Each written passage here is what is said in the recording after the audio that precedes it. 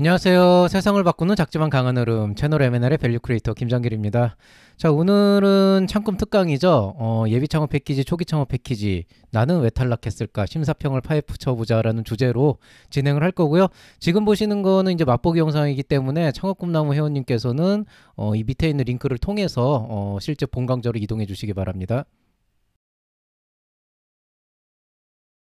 자, 일단 오늘 강의 내용에 대해서 전반적으로 살펴보면은 서류평가 심사 과정이 어떻게 이루어져 있나 그 전반적으로 이해를 조금 말씀을 드릴 거고, 근데 심사평이라는 건 과연 어떤 의미를 갖고 있나, 그냥 여러분이 생각하기에는 심사를 보고 평을 봤으니까 그걸로 끝이 아닌가 이렇게 생각하지만, 사실 지원자의 입장에서, 주관기관의 입장에서, 또 심사위원의 입장에서 심사평이라는 건 좀 다른 의미를 갖고 있거든요.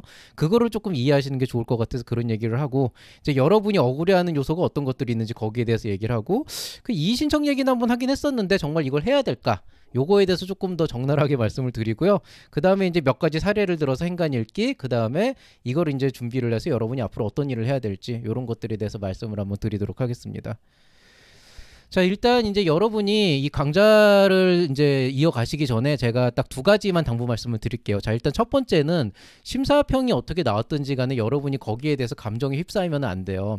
심사평이라는 건 어디까지나 정부 지원 사업의 선정자를 골라내기 위해서, 즉 한정된 자원 안에서 사업 계획서를 보고 그 한정된 자원을 한정된 사람들한테 뿌릴 수밖에 없는 상황에서 적절한 수준의 기준을 세워서 평가를 하는 거기 때문에, 심사평이 좀 안 좋게 나왔다 그래도 그게 여러분의 아이템 자체가 부정당한 건 아니에요. 근데 사실 그 기분을 너무 잘 알거든요. 사실 오늘도 학생 하나가 그 심사평을 받고 너무 속상해가지고 잠깐 멘토링을 해준 적이 있었는데, 근데 이제 왜 그 속상한지 저도 알겠더라고요. 이제 보면은 저도 딱 느낌이 오거든요. 근데 사실 뭐 그런 식으로 따지면은 정부 지원 사업을 할 수가 없는 거고, 그 다음에 심사평이라고 하는 거는 좀 현실적으로 적어주는 경우도 있지만 또 어디나 그렇지만 예외가 또 있거든요. 좀 가끔 가다가 이상한 심사위원들이 좀 있어요. 그래서 저도 이제 여기저기 가다 보면은 도대체 저런 사람을 왜 뽑았지 뭐 이런 생각이 들 정도로 그런 이제 심사위원들도 있고요. 또 뭐 반대로 얘기하면은 어떤 사람은 이제 제가 갔을 때 쟤는 여기 왜 왔을까 이런 생각을 하는 경우도 있긴 있겠죠. 그래서 그런 것들에 대한 예외 사항은 있으니까 제가 오늘 하는 강의도 이런 의미에서 내 거를 좀 다시 한번 살펴봐야겠구나 이 정도로 그냥 참고를 하시고, 뭐 이게 어떤 절대적인 의미를 갖고 있다 이렇게는 생각 안 하시는 게 좋겠습니다. 자, 일단 우리가 이제 심사 과정에 대해서 좀 이해를 해봐야 되는데요. 이거를 여러분이 꼭 아셔야 될 필요는 없지만 이제 현실이 이렇다는 건 한번 말씀을 드려야 될 것 같아요. 예를 들어서 이제 어떤 주관기관에서 예비 창업 패키지 선정을 하고 있는데 한 100명 정도를 뽑는다고 생각을 해봅시다. 100명 정도를 뽑는데 경쟁률이 10대 1이 나왔어요. 그 얘기는 뭐냐면은 1000명이 지원했다는 얘기고, 그러면 1000명 중에서 1차 서류평가에서 대면평가로 넘어가기 위해서 2배수를 뽑으니까 우리가 200명 정도를 뽑아야 된다는 얘기죠. 200명을 뽑는다는 건 무슨 얘기냐면 1000명 중에서 800명을 탈락시켜야 된다는 거예요.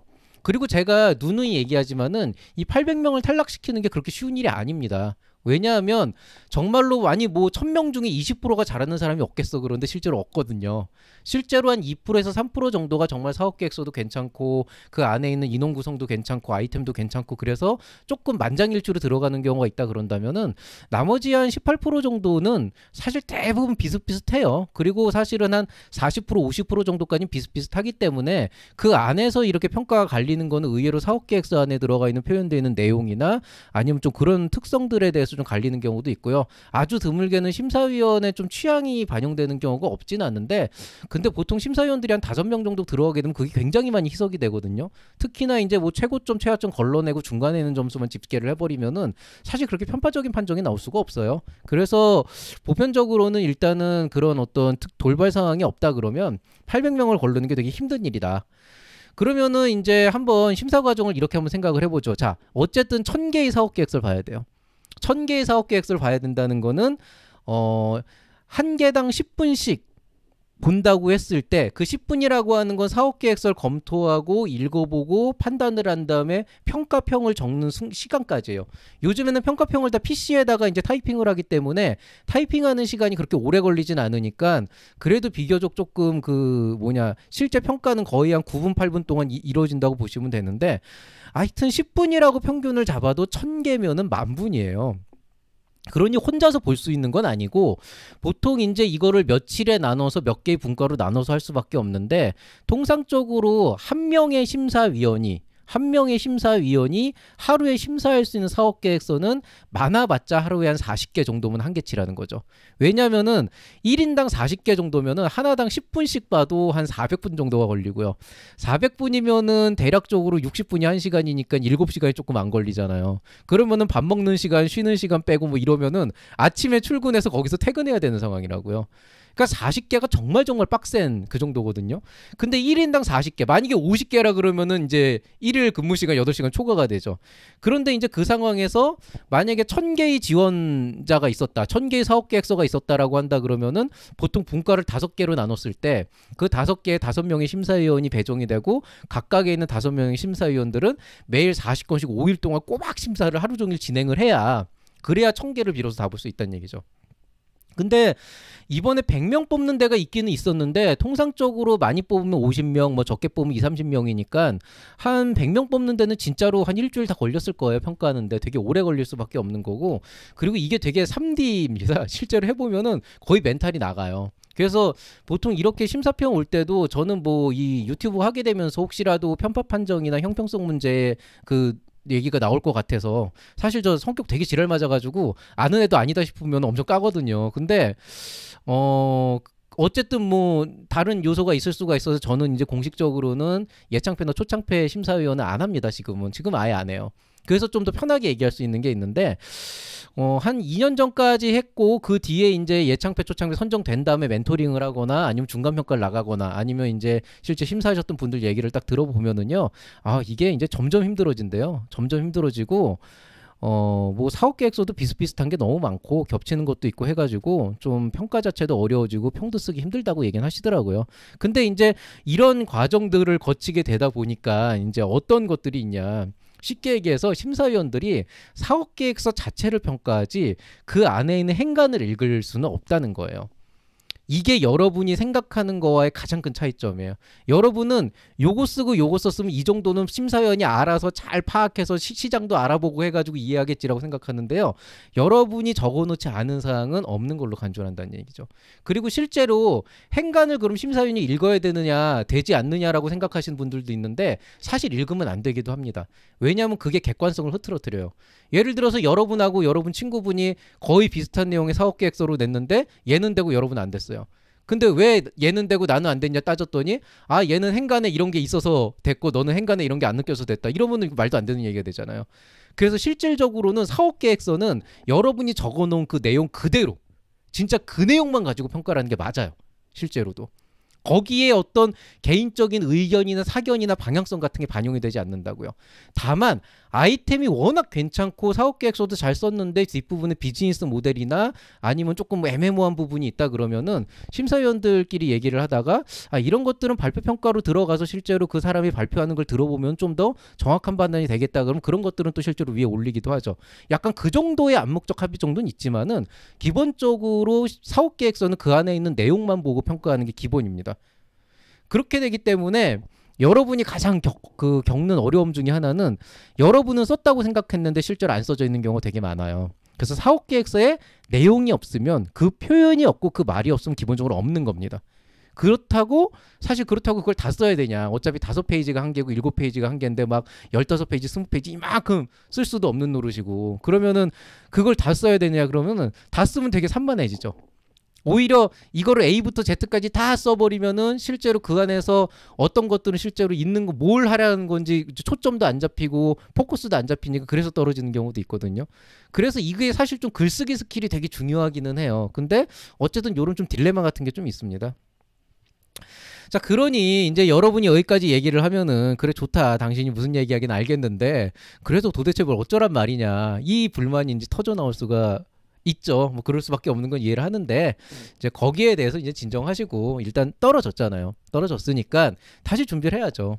여러분이 들어와서 그냥 나 이거 예창패 초창패 안 받고 그냥 사업할래 그러면은 그것도 좋아요. 사실은 그렇게 사업해가지고 진짜 결과물로 입증해가지고 니들이 예창패 떨어뜨렸지만 내가 그 정도 깜냥이 없는 사업가는 아니다, 나는 이거 봐라 사업으로 성공했지 않냐, 이 거지 같은 예창패 뭐 이런 그걸 보여주셔도 되고 뭐 아니면은 그냥 뭐 다시 또 준비하셔가지고 뭐 추경도 있고 다른 지원 사업들도 있으니까 다시 또 준비를 할 수가 있는 거죠. 뭐 한 번 떨어졌다고 사업 안 할 거면은 뭐 앞으로 사업하면서 얼마나 많은 어려움들이 있는데 그때마다 도 포기할 건 아니잖아요. 그러니까 뭐 한 번 두 번 떨어졌다고 해서 그렇게 문제도 아니고 제가 누누이 얘기하자면 제 제자는요. 끈질기게 2년 동안 계속 아이템 다시 쓰고 조사하고 시장하고 나중에 막 그 피보팅도 하고 해가지고 결국엔 예창패되고 지금 청창사도 하고 있어요. 그러니까 그런 친구도 있다고요. 그러니까 좀 저처럼 이제 나이가 이제 40대 중반 이후에 이제 그 중장년 쪽으로 가게 되면은 사실 기회가 많지 않으니까 빨리빨리 시작해야 되는 것도 이제 좀 중요하지만 아직 학생이거나 아니면 아직 딱 30대 초반이라 한 1년 정도 좀 더 착실하게 준비해서 본격적으로 사업화를 시작하겠다 하시는 분들은 뭐 다시 준비해 가지고 하시는 것도 나쁘지 않아요. 자, 이제 문제는 이제 다시 준비를 하는데 내년에 똑같은 사업계획서로 또 추경 때 똑같은 사업계획서로 낼 수는 없으니 이제 우리가 이걸 어떻게 해야 될지에 대해서 고민을 해봐야 되지 않겠습니까? 그래서 여러분이 이제 첫 번째로 하셔야 되는 일 중에 하나는 심사평부터 받아보는 겁니다. 그 심사평은 물어보시는 분들 되게 많은데 그 메일로 그냥 그 미선정 됐다라고 했을 때 그 탈락됐다 그랬을 때 아예 같이 보내주는 데도 있고요. 어떤 데는 전화를 하거나 메일 보내면 보내줘요. 기본적으로 내가 왜 탈락했는지 심사평을 알고 싶다 그러면 그거 안 보내주는 데는 없고요. 메일로 보내도 전화로 해도 다 해줍니다. 그래서 그거는 뭐 알아서 하시고요. 어쨌든 뭐 심사평을 받아보면은 이제 이유를 알 수가 있을 테니까 어떻게 보완을 할 수 있을지 이제 보시게 되겠죠. 다만 이제 여기에서 여러분이 문제 겪는 게 뭐냐면 심사평을 봐도 뭘 해야 될지 모르겠다는 거예요. 특히 이제 가장 대표적인 경우가 아 이거 틀린 말은 아닌데 나 이거 되게 억울하다. 나 이러자고 이렇게 사업계획서 쓴 거 아닌데 어떻게 이럴 수가 있냐. 이런 분들 되게 많거든요. 저희 제자들도 요때쯤 되면은 떨어진 애들 있어요. 그런 애들 항상 보면은 추가 멘토링 오는 게 나 이의 신청하려고 하는데 어떻게 해야 되는 지도해달라고 와요. 그러면은 저는 보통 까버려요 그냥. 네가 왜 탈락했는지를 사업계획서 펴놓고 심사평 펴놓고 대조시켜가지고 정확하게 까버려요. 심지어 제가 멘토링을 한 건데도 이제 그 놓치는 부분이 있고 사실 이제 좀 불안한 것들이 있거든요. 이제 그런 것들은 이유를 얘기를 해주죠. 그러니까 이의 신청은 좀 다른 영역이라는 거예요. 그 심사위원마다 조금 보는 눈은 다르기 때문에 그래서 뭐 일단은 그 심사평이라고 하는 거에 대해서 여러분이 좀 이해를 해봐야 되는데 다시 말씀드리지만은 심사평이라고 하는 거는 지원자와 그 다음에 주관기관과 그 다음에 심사하는 심사위원들에게 사실은 좀 다른 의미를 갖고 있어요. 그 의미를 이해하셔야 여러분이 이 심사평을 보고 제대로 여러분의 사업계획서를 어떻게 보완할지 알 수가 있게 된다는 거죠. 자, 그럼 먼저 첫 번째.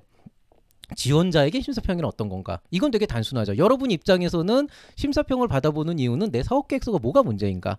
어쨌든 떨어졌다라고 했으니까 어떻게 보면 남이라고 할 수도 있고 어떻게 보면 어쨌든 나보다는 좀 더 그쪽 분야의 경험이 많은 뭐 VC나 아니면 이제 저 같은 사람들이 뭔가 객관적으로 봤을 때 이 사업이 어떤 것인지 그거를 이제 객관적으로 평가한 자료이기 때문에 여러분의 입장에서는 공식적으로 여러분의 사업계획서 글로 쓴 사업계획서 그 페이퍼를 가지고 평가를 받은 거니까 그런 관점에서 이제 여러분이 심사평이라고 하는 거를 가져갈 수가 있게 되는 거겠죠.